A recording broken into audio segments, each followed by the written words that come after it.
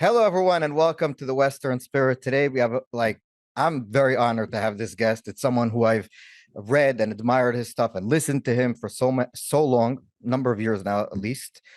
So we have today Dr. Gad Saad. He's a professor, evolutionary behavioral scientist, and the best-selling author. In 2025, he is serving as visiting professor and global ambassador at Northwood University. And we're talking also in honor of your book, and I have it here, the Hebrew edition of the book, Parasitic Oh, Mind. So yes. yes, I've been reading it the last week since it came out. And so first of all, congratulations. Thank you Uh, very much. Good to be with you. and it's been all over the place here. I was on TV and on Israel's most watched channels. So it's been getting a lot of attention here. And I think one of the reasons why, maybe we'll start with this, is that as Israelis, we've been looking at what's happening in campuses all over the West since October 7th. And I remember after October 7th, it seemed like all the sympathy of the West was with us because we were being killed. But once we stood up and did something, and even maybe a little bit before, because my dad lives in Times Square in New York, and in Times Square, October 8th, they were already protesting. How does your book, The Parasitic Mind, relate to what we've been seeing in the past year plus? As relating to the October 7th reaction. Yes, yes. So one way that you can draw a direct link between the book and the October 7th issues is the narrative of victimology, right? Which is something that I discuss quite a bit in the book. And so to the extent that most Westerners, and certainly Westerners who attend North American universities, have been parasitized into believing that when it comes to the colonial versus oppressed, or oppressor versus victim narrative, the Jews are inherently the oppressors because they're powerful, they're strong. Here, look at the Zionist tank. Look at the poor Palestinian who only has a slingshot and he can only throw a rock, right? These kinds of images are very evocative. They trigger our emotional system. And since most people don't like to take the effort of, doing this thing called thinking, it's much easier to just activate my emotional system. And so they are led to believe that when it comes to this dynamic between Israelis and Palestinians, the jury is out. It's clear the Jews are the bad guys here. And so it doesn't surprise me in the least bit that you would have the kinds of reactions that you do post October 7th. But Gad, one of the things that I think is interesting relating to your book and maybe connecting to it is that when I was in New York not too long ago, I grew up in an ultra-Orthodox community in Brooklyn, and I went to visit, and people around me, Brooklynites who are working class, let's say, no one thinks like that. Everybody was supportive of Israel. Everyone was understanding of what was happening. And then you go to where my aunt lives near NYU, and you see these crazy children protesting with their professors, putting up encampments like they're in like World War II somewhere, fighting in the Warsaw Ghetto or something in the middle of Manhattan. And then they go out to eat and ask for humanitarian aid, like we saw. So what is it with I guess Western English speaking, I think it's very English speaking campuses where the mindset has become so irrational? Well, I mean, that's the whole point of the parasitic mind, right? Which is that it takes intellectuals to come up with some of the dumbest ideas, because intellectuals exist in a rarefied world that is fully decoupled from the feedback of reality, right? And so I can sit in my ivory tower in the Ivy League, literally in many cases in the Ivy League, Columbia University, my alma mater, Cornell, at Harvard, and I can pontificate. I don't mean me, Gad Saad, I mean idiotic professor. I can pontificate about all sorts of things, and there isn't the slap of reality that corrects me. Whereas the working class blue collar folks that you mentioned earlier, they are wedded to reality, right? You can't be a plumber applying postmodernist plumbing, Yes. right? You can't build bridges using postmodernist physics. And therefore, you don't see as much of these parasitic ideas in engineering school or in business school because they are wedded to reality. There's a feedback loop that says, does this idea work in the real world or not? But if you're coming from the humanities, if you're coming from the more activist fields in the social sciences, then you end up with the kinds of parasitic stuff that I talk about in the book. This episode is brought to you by Ayn Rand Center Israel. We meet every alternate Friday to study and discuss the philosophy of Ayn Rand, author of The Fountainhead and Atlas Shrugged. The topics range from ethics to politics, reason versus faith, aesthetics, psychology, and much, much more. This is the only place in Israel where Ayn Rand's unique philosophy is accessible to you, and you're welcome to come learn all about it. It's a great opportunity to learn and meet really interesting people. Attendance is free, and first-timers get a free book. We meet every alternate Friday at the WeWork in Serona Market, and we like to keep the intellectual discussion going afterwards with some great food and drinks. Click the link for more info on Ayn Rand Center Israel. And Gad, when did you, because you didn't come from, your background is behavioral, just give me the exact wording. I said it in the I read it from what you sent. But what I mean is that you didn't start off looking at the woke mind virus, so like Elon Musk calls it. And when did you on the academy and when did you realize that this was an extreme problem? Day one as a professor. So let me tell you why. So my scientific research is, when you introduced me, evolutionary behavioral scientist. What that basically means is I study human behavior using an evolutionary lens. So I ask the question, if we experience romantic jealousy, why would this emotion have evolved from an evolutionary perspective? So in the same way that I can explain through evolution why we have opposable thumbs or why our eyes are designed the way they are, I could apply the evolutionary lens to the most important organ in my body, which is my brain, my mind, right?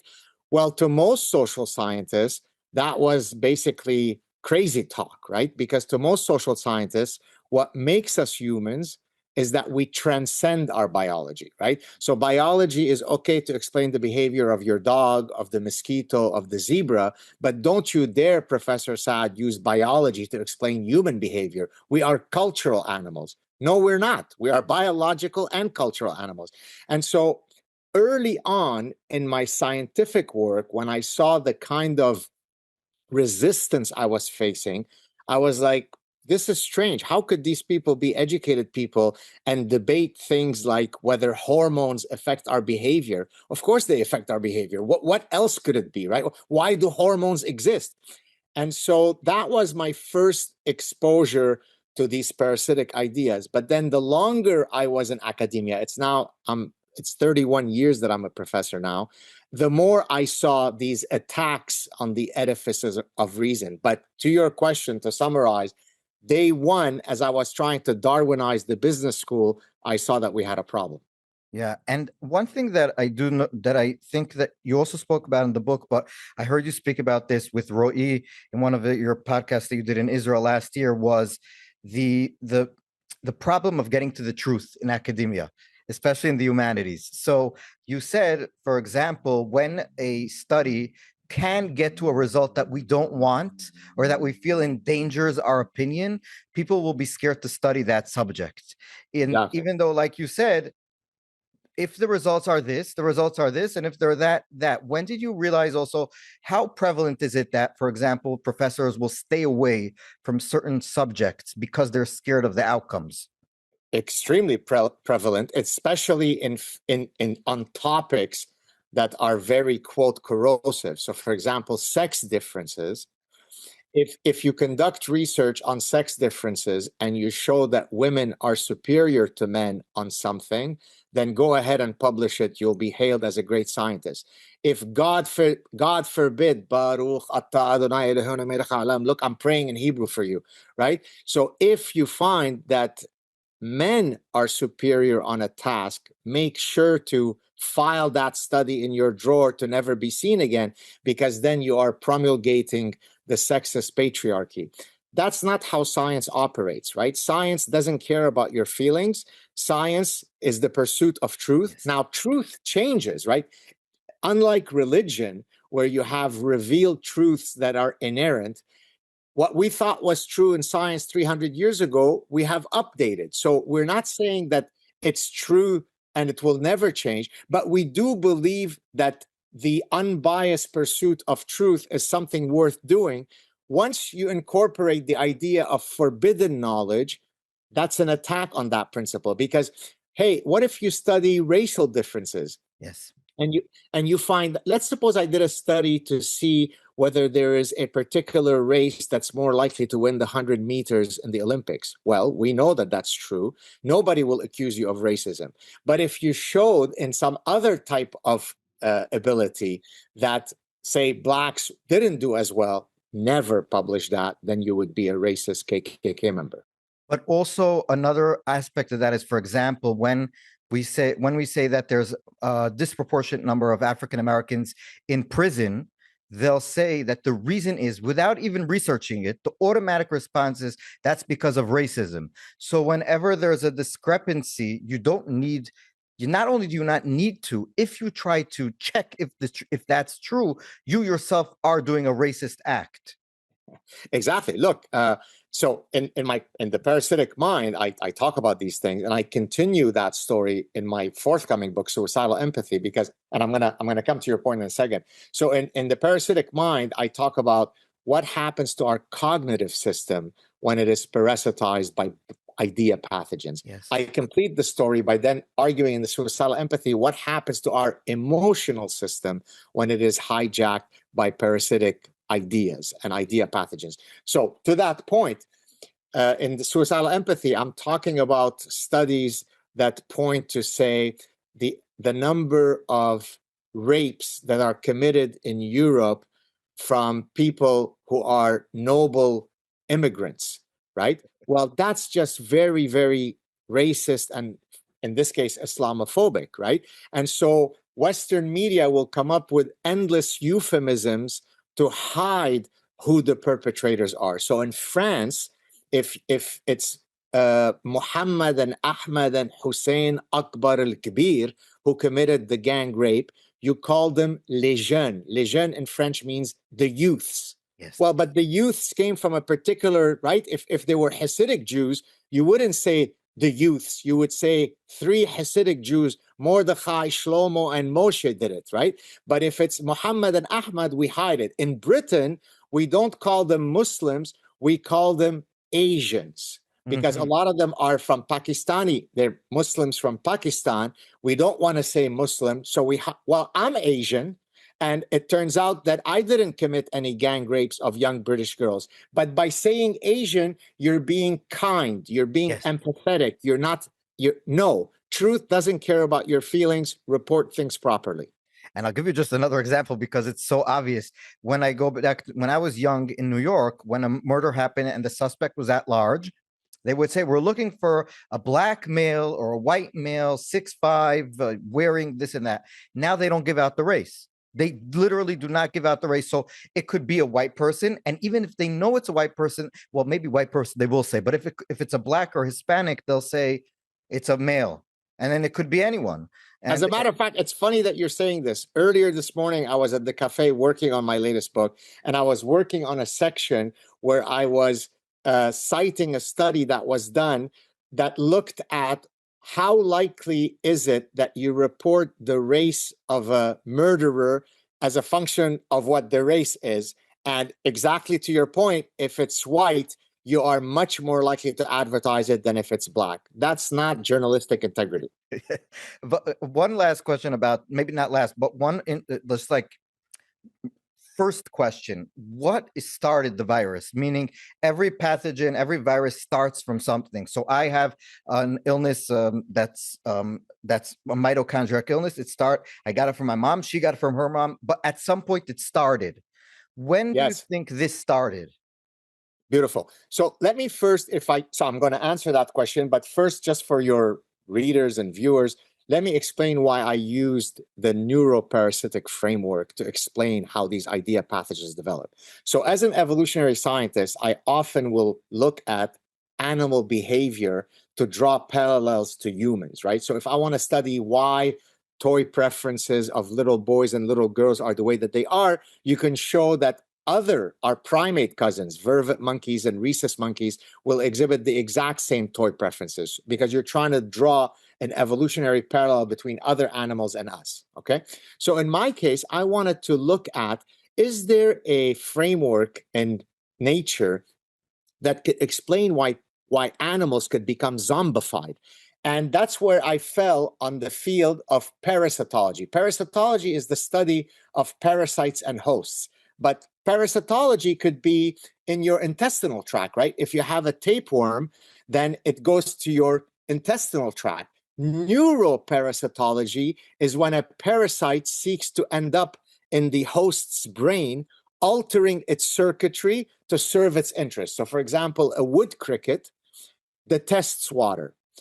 But when it is parasitized by a particular type of hairworm, the hairworm needs the wood cricket to jump in water, because for it to complete the reproductive cycle, it needs to do so in water. So once the wood cricket is parasitized by this hairworm, it is willing to merrily jump into water, commit suicide in the service of the parasite. And that was my epiphany. Aha, I am now going to argue that human beings could be neuroparasitized by ideological brainworms. So that's the big biological metaphor. Now, to your question, where does it originate? I argue in the Parasitic Mind that each of these parasitic ideas, and let me just mention a few so that your viewers and listeners know what I mean by parasitic. Postmodernism is the granddaddy of parasitic ideas. It basically purports that there are no objective truths other than the one objective truth that there are no objective truths, okay? So that is a parasitic idea, because up is down, left is right, women are men, freedom is peace, and so on. Freedom is slavery, war is peace, and so on, okay? So it's complete nihilistic. It's what I call intellectual terrorism. So I argue that each of these parasitic ideas originated, to your question, from a very noble place. So, for example, equity feminism is a great idea. It basically says that men and women should be treated equally under the law. There shouldn't be official discrimination against one sex or the other. So based on that definition, most of us would say, yeah, okay, I'm an equity feminist. Radical feminists came along and then said, if we wish to eradicate the current sexist status quo, if we wish to crush the patriarchy, we actually have to argue that men and women are indistinguishable from each other, that it is only social construction that makes men be physically stronger than women, because by purporting that position, it allows us to fight sexist injustice better. So it started off from a noble place, and then it metamorphosized into nonsense. So if we have to murder and rape truth in the service of that noble goal, so be it. So I argue that each of these parasitic ideas started exactly there. A good noble cause, which then leads to the destruction of truth. Yeah. So, but where is there any time frame? So I just spoke with one of the professors that studies wokeology. That's his. He wrote a few books on it. I asked him, where did it start that the American psyche? Because I come from America, so it's because I can't believe what happened to the place I grew up in. And he said that around 2010 there was a sort of shift in the way the culture looked at it, in the middle of Obama's term. Would you recognize? Was that something that you also saw in? No, it's not that simplistic. So. Depending on which idea pathogen you're talking about, I could give you a different timing for it. So, for example, cultural relativism is a idea pathogen. Cultural relativism basically says there are no human universals. There is no innate biological heritage that's shared by all humans around the world. Every culture is relativistic. It depends on its own idiosyncratic. Now, in a small sense, that's true, right? There are reasons why this culture views the color green this way and this culture views the color green that way. But it is completely laughably false to think that there are no human universals that define a shared biological heritage. There is no culture where women wake up in the morning and say, I'm really looking for a non-assertive, really whiny, really beta male who stands no chance of ever ascending the social hierarchy. That turns me into a sexual monster. I'm really excited by such a guy. No culture has ever been found, nor will it ever be found, because there are evolutionary reasons why women are attracted to high-status men. No culture has ever been found where men say recurrently I prefer to mate with postmenopausal 80-year-old women, much more so than 22-year-old gorgeous women. That culture has never been found, and it will never be found. And it doesn't take a fancy evolutionary behavioral scientist to understand why we would hold those preferences, right? But cultural relativists, by the way, unfortunately started by a Jewish cultural anthropologist, Franz Boas, at Columbia University about 100 years ago, thought that if we remove biology as being relevant in explaining human affairs, it could help protect us from really mean guys. Think about, say, later when the Nazis said, hey, there's a natural struggle between the races. We're the Aryans. Sorry, Jews, you're inferior. There's nothing wrong with exterminating you. That's just Darwinian. That's okay. British social class elitists said, hey, we're the upper class, you're the lower class. If you all die of tuberculosis in your disgusting neighborhoods, that's just natural selection. That's just nature. Of course, that has nothing to do with evolutionary theory, but all sorts of really nasty folks took biology to justify their political motives. So here comes Franz Boas on his horse of saving the world, who says, what if we now create new social sciences in anthropology, in economics, in sociology, where we remove biology as relevant in explaining human affairs? Hopefully that can protect us from all these nasty guys. And again, to my earlier point, you don't murder truth in the service of a noble goal. The truth is the truth, whether you like it or not. So to your original question, you can't time it as it's 2010. Postmodernism is about 50 years ago with all of the French bullshitters.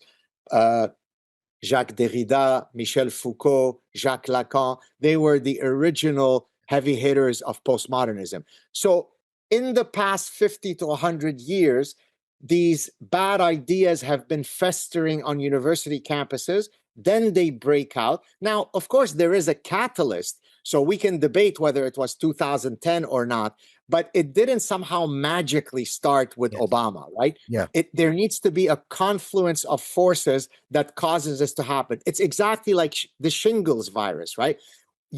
That's why they say people should take the vaccine after they're 50. Even though you have the shingles virus in you, it could stay dormant or something can trigger it. So we can debate what triggered it, but the virus has been around for much longer than 2010. Yeah, one thing that I do want to ask you about is that after October 7th, I suddenly had, like you said, an epiphany, but I don't know if it's really an epiphany, but I suddenly realized that in a lot of these elite woke people who have this pathogen, like you call it, they seem to not be willing to, first of all, they seem to be always denigrating their own culture. And secondly, they seem to always think that any problems in other cultures are caused by them. So if you would say that the Palestinians, after October 7th, you had the UN Secretary General said, it's horrible what they did, but they didn't do it in a void. They didn't do it just out of nowhere, and implying that Israel's quote unquote occupation brought them to do this mass rape and slaughter. Or you'll have people saying, history didn't start on October 7th, meaning that the fact that you have perceived notions about what Israel did to the Palestinians makes it that Israel was responsible for the murders, and Israel and the West, obviously America, who enables it, and all this settler colonialism and all these other things. But I think the main gist is that they can never be proud of their own culture, and any problems that are in other cultures are never the other culture's fault. Exactly. And the perfect, I mean, given that I'm speaking here to a Jewish audience, I'm going to pick Jewish examples, albeit it applies to many other Westerners. And I think you might remember those two examples because they're proudly displayed in the Parasitic Mind as examples of parasitized Jews. So you might remember the example of Tal Nitzan, a doctoral student at Hebrew University who wanted to conduct a study to show that the IDF is the IDF soldiers, the male soldiers, are these disgusting brutes who commit, mass industrial scale rapes of noble and honorable and beautiful Palestinian women. When she went out to conduct her research, and to her utter dismay, when she found out that she couldn't identify a single case of such rapes, Do you think that she decided that, oh, I guess my hypothesis was wrong? No, no, no.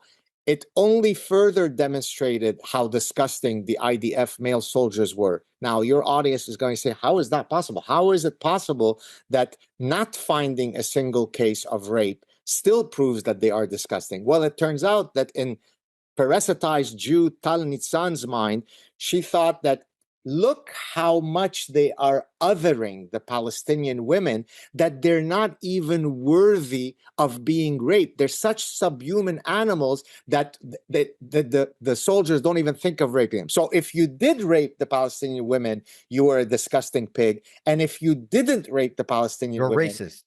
you're a racist, disgusting pig. So all roads lead to the definitive conclusion that the IDF is just a diseased bunch of pigs. So that's story one. Story two, from a Canadian Jewish woman who was formerly my friend, and anyone who will hear the story will understand why it's former, reached out to me once and said, hey, I know, Gad, you come from the Middle East, Arabic is your mother tongue, you know all these things about Islam. I'm hearing, I want to know what's the definitive, does Islam love the Jews or not? Because I'm friends with this doctoral student who's doing her PhD in Islamic studies. And she says that, no, you're misunderstanding Islam. Islam loves the Jews and so on.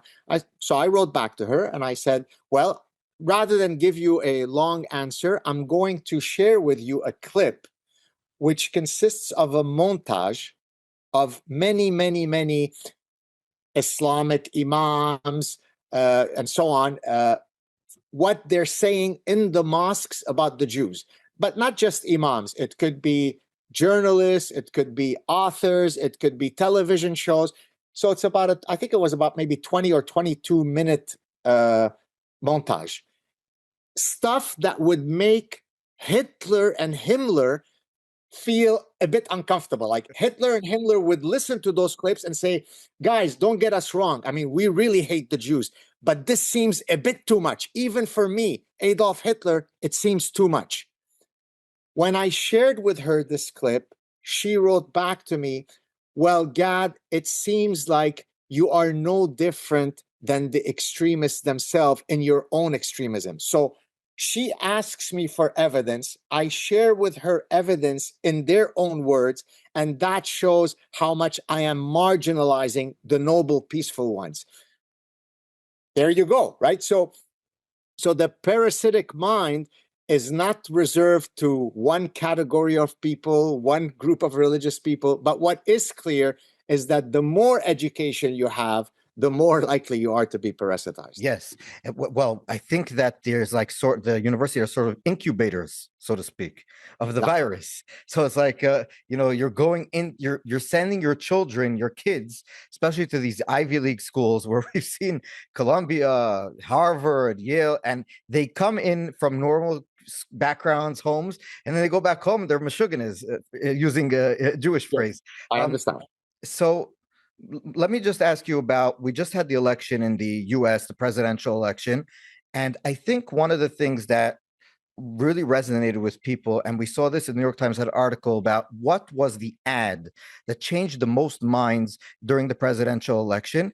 And they found that Trump's ad that said that she cares about they, them, Donald Trump cares about you. And I think this really goes to about what you said, where you have a class of people that are infected with this parasite. And on the other hand, people who are not from these incubators, who don't speak this language, who don't think this way, who live in the real world and don't want their children being propagandized and they them'd. And people on the Harris campaign, I think in retrospect, could not believe that most of America doesn't think like they do.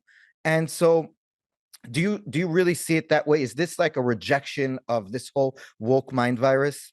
I mean, it is, although I right away say immediately after the celebrations end of Donald Trump having won, don't be complacent, because to our earlier discussion, it took 50 to 100 years for these idea pathogen shingle virus to fester in the collective body, to then escape from the university campus, to then fill every nook and cranny of society. So Donald Trump will come and go. Now, he certainly is a much better reality than had Kamala Harris won, but it doesn't mean that magically all of these parasitic ideas cease to exist once Donald Trump comes in. Yes. So I'd like to think that it won't take 50 to 100 years to eradicate all the ideas, but it will take a lot longer than 4 years. Because if the next president that comes is one who is supportive of some of these woke ideas, then we're back to square one, right? So it's really a long-term ideological war that we're involved in, where, you know, people should not feel comfortable saying things like, of course men too can menstruate, of course men can bear children.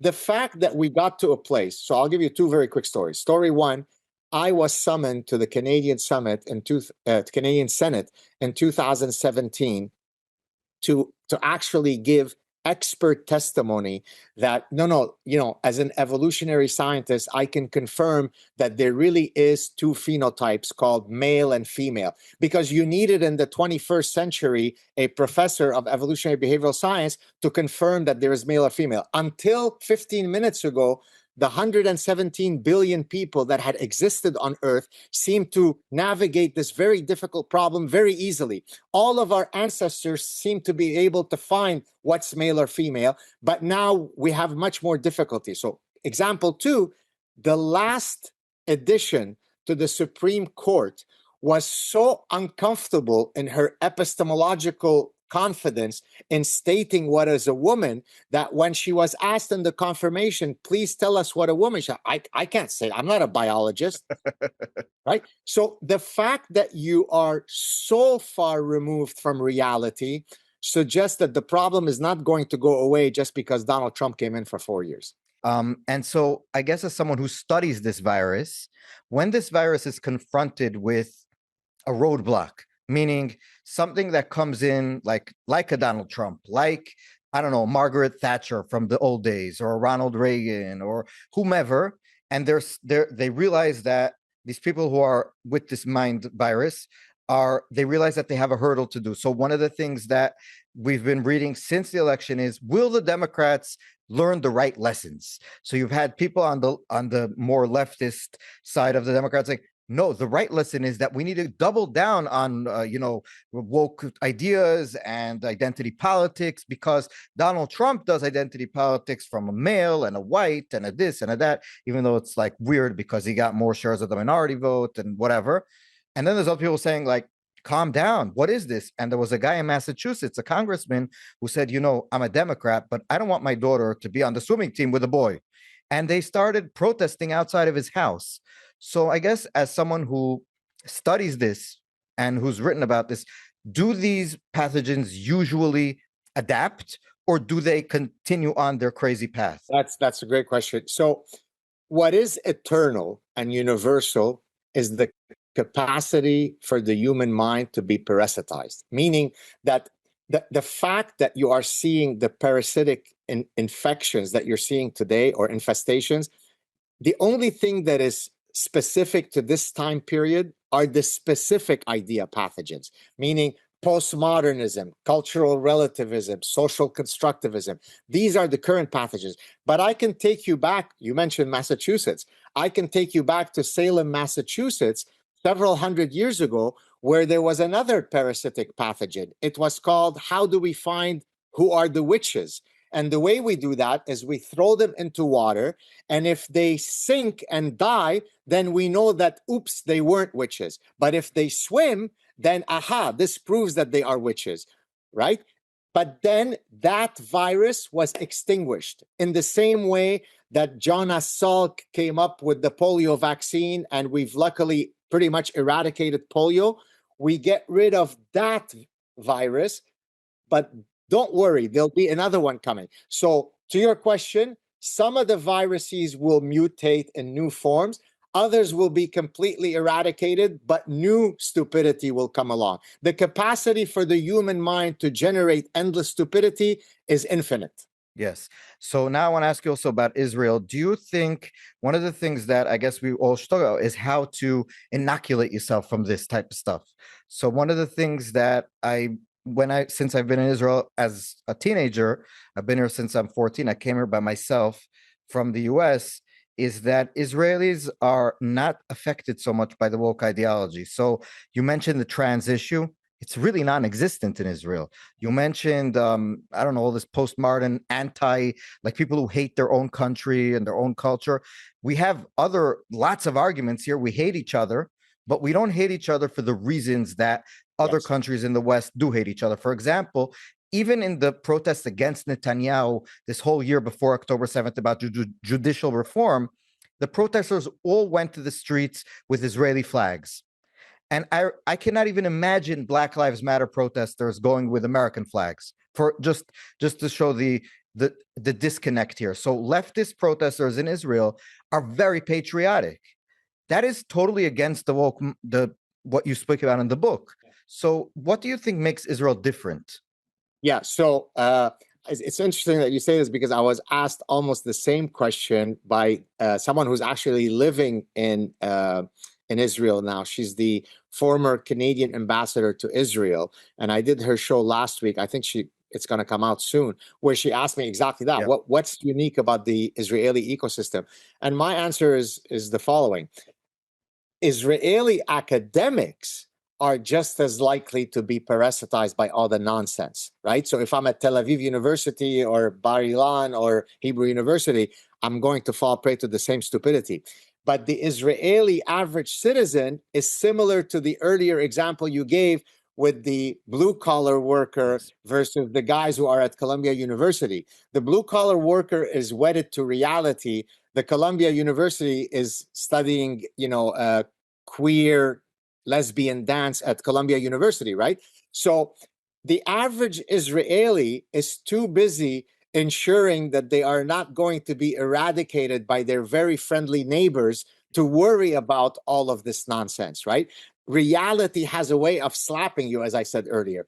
And therefore, Israelis have a natural inoculation because of where they exist in a very, very tough neighborhood. So I think that's the key reason. It's not unlike, if I can draw an analogy, eating disorders, for example, anorexia nervosa, only exists in cultures of plenitude. You don't find anorexia nervosa in Ethiopia. Yes. Right? So it's the exact same mechanism. Once you are in a very tough neighborhood, you don't have the luxury to fall prey to this kind of nonsense. Also, one other question is there these types of pathogens in people that we wouldn't usually associate on the woke left? Meaning, one of the things that I also saw you tweet about and other people, we had this, for example, people like Candace Owens, who started off in a place where she was with the Daily Wire, and it doesn't even matter. It's just an example of someone who is considered on the right politically, but says things that are totally virus-like in the book. So about the Jews and about Israel and about different conspiracy theories that Israel was made by pedophiles to escape justice, and that actually the Nazis were killing the people. Different, like, really weird, and just to justify this type of warped. So let me just, is there such a thing as the virus being on the other side politically? So that's a great question. I discuss it briefly very early in the Parasitic Mind, where I state that the capacity for the human mind to be parasitized is not inherently a leftist problem. And I'll give a specific example in a second. But the parasitic ideas that I cover in the Parasitic Mind are leftist because they were all spawned on university campuses, and the great majority of professors are orgiastically leftist. So now let me give you a specific example. Hating the theory of evolution is much more likely to come from people on the right. Yes. Because if they are, for example, either religious Jews or religious Christians, then they don't like the theory of evolution because, are you saying that it's not God who created the beetles? I mean, the beetles, the insect. Yes. Are you saying that it's not God who created the long neck of the giraffe? You're being mean to God. Where's God in all this? So theory of evolution is much more likely to be detested by people on the right. On the other hand, evolutionary psychology, the application of evolution to the study of the human mind, is much more likely to be hated by people on the left, because they'd like to think that it's tabula rasa. We're all born with equal empty minds, and it's only social construction that makes us who we are. So the only reason why your son, Ariel, is not going to become the next Michael Jordan is because you didn't hug him enough, or maybe you hugged him too much, right? That's the only reason. There can't be any biological based innate reasons why your son could never amount to being Michael Jordan, right? That makes me feel good as a leftist. So that example demonstrates that in the abstract, all people of all political orientations could be parasitized, but the ones that I discuss in the Parasitic Mind is strictly a leftist problem. Because they're in the ecosystem of the academia. I want to ask you two and a half more questions before we're finished. Number one, No problem. is the question is, if you can, we are a business paper, so although I do write about this kind of stuff regardless of business, but I want to ask, is the parasitic mind, people who are affected by it, are they tend to be less capitalistic, it seems to me. So if we have like a person who's with this parasitic mind virus, he'll automatically want the government to be more involved in pursuing social justice. And social justice automatically means that the government will control large portions of the economy and try to be against meritocracy, the whole DEI movement. So maybe you can just speak about it very shortly about how this trickles down, using the phrase that the left doesn't like, how this trickles down economically speaking in policy. No, that's a great. I mean, you in a sense you already covered the answer. Sorry. No, because look, all of these idea pathogens naturally lead to socialism, right? In socialism, or socialism/communism, the individual is much less important than the collective, right? So here I love to quote E.O. Wilson. E.O. Wilson was a famous Harvard entomologist. He studied insects, specifically social ants. In social ant species, there is a reproductive queen. Then there is an indistinguishable caste of soldier and worker ants, right? All of whom exist simply for the benefit of the ant colony. So when he was asked, Professor Wilson, what are your views on communism/socialism? In one of the greatest responses of all time, he said, great idea, wrong species, meaning that socialism doesn't work with human beings because some people work harder, some people are taller, shorter, more ambitious, less ambitious. Therefore, to create a system, a socioeconomic political system that is contrary to human nature, it's going to fail. Capitalism is more in line with our innate human nature. Socialism is not. So for all of these reasons, it's exactly correct to your question that it's much more likely that it is socialist people who are going to be parasitized by these kinds of stupidities. Which is why also in the academic world, I think it's safe to say, like you said in the beginning, that the more you are in humanities, the less likely you are to support free markets. So if you're someone who's studying, I don't know, architecture or engineering or that kind of stuff, you're usually probably going to be more easier with free markets, with deregulation, with the new administration, just for example, their policies. And if you're in Harvard psychology, you'll be, oh my God, how can we let people decide for themselves on this stuff? We're smarter than them. So I think that's basically the gist. I'll add another part. I mean, you're talking about which discipline you come from affects the likelihood of you being inoculated or not against these idea pathogens. I'm going to tell you something that's even more mind-blowing because it's not something that you might have thought of. And I briefly discussed it in the Parasitic Mind.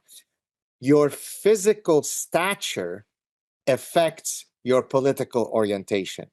So all other things equal, the more physically formidable I am, the less likely I am to support economic egalitarianism, right? Right? The more wimpy I am, the more I think, kumbaya, let's all share. Well, yeah, let's all share because I'm going to be the recipient of the fruits of someone else. But if I'm the one who goes out and wins the stuff, I'm less likely to want to share that stuff. So there's actually a whole set of really brilliant studies that have looked at this link between physical strength and physical formidability and political orientation. I want to ask you about another book that you wrote. I just because we're talking also about economics. Sure. Before in 2007, you published a book called "The Evolutionary Base of Consumption," which Yes. applies Darwinian principles in understanding our consumption patterns and the products of popular culture that most appeal to individuals. And I also read, at least at the time, it was the first and only scholarly work to do that type of work. So maybe just in general, explain what exactly, just in short, you checked, Oh, and what sure. did you find? Sure. Yeah. Well, thank you for asking that question. It's always exciting to talk about some of my scientific work from many years ago. Yes. So I actually pioneered a new discipline, which I called evolutionary consumption, which basically applies Darwinian principles and evolutionary biology and evolutionary psychology to study our consuming instinct. The idea being, very simply, that contrary to what we are taught in economics classes and in organizational behavior and in personnel psychology and in entrepreneurship and in leadership, you can't study all these phenomena completely decoupled from the biological forces that shape these phenomena, right? So let's suppose there are 2 million species on Earth. If I were a scientist studying 1,999,999 other species, I would never study those species without ever invoking the biological heritage of that species, right? It's an inherent part of studying that species. Only one species is able to be studied completely decoupled from biology. They're called human beings. And so I take that insight and then I say, well, how can we study consumer behavior without ever looking at the biological forces that shape our consumption? Surely the reason why every human being on Earth prefers some sort of fatty food more than raw celery must be rooted in our biological heritage. Surely the fact that we all have certain universal mating preferences, right? Example, there are hundreds of thousands of strip clubs catering to either heterosexual males or to homosexual males. But there doesn't seem to be many strip clubs catering to either heterosexual females or homosexual females. Why is that? Well, from a strict marketing perspective, hey, there is a real market opening here. There aren't enough of these. Let's open. Well, no, if you realize that women don't have the same arousal mechanisms when it comes to sexual arousal, they're not as easily titillated by visual stimuli, and there are very clear biological based reasons why that is, then you understand why there aren't many strip clubs catering to heterosexual women.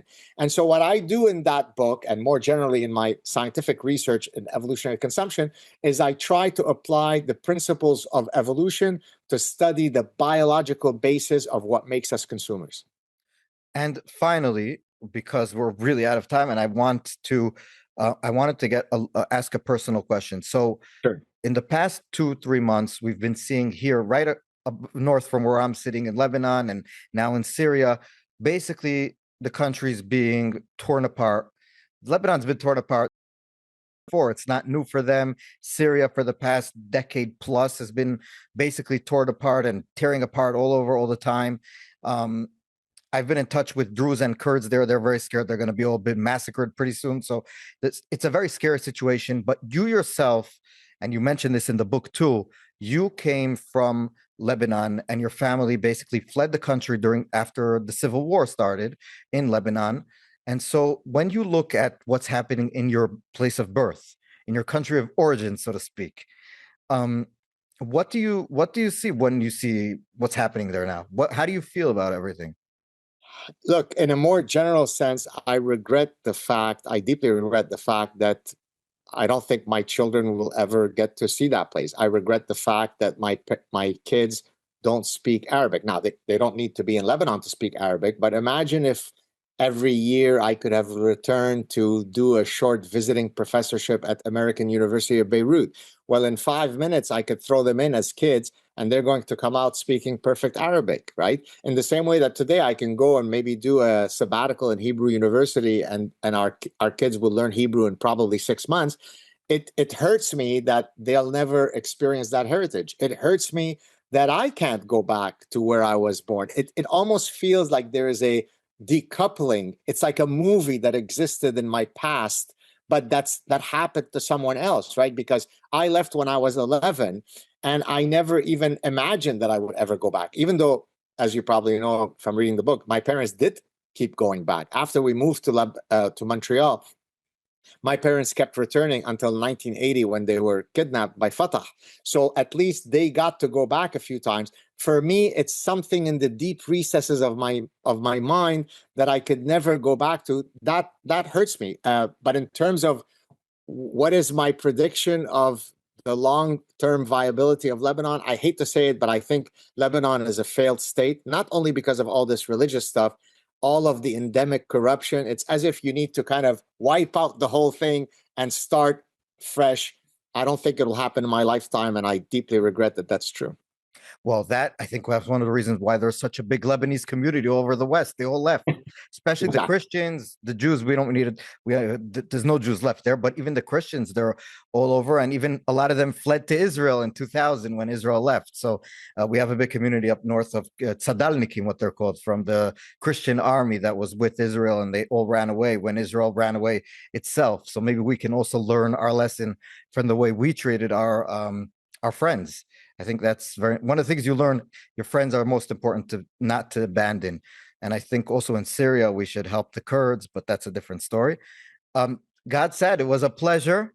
Thank you, sir. I have to say that even though I knew most of the stuff that we were going to talk about, I learned some new stuff. So I appreciate it.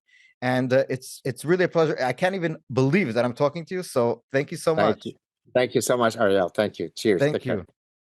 Thanks for tuning in to the Western Spirit Podcast. Don't forget to like, subscribe, and share, and hit that notification bell so you never miss an episode. See you next time.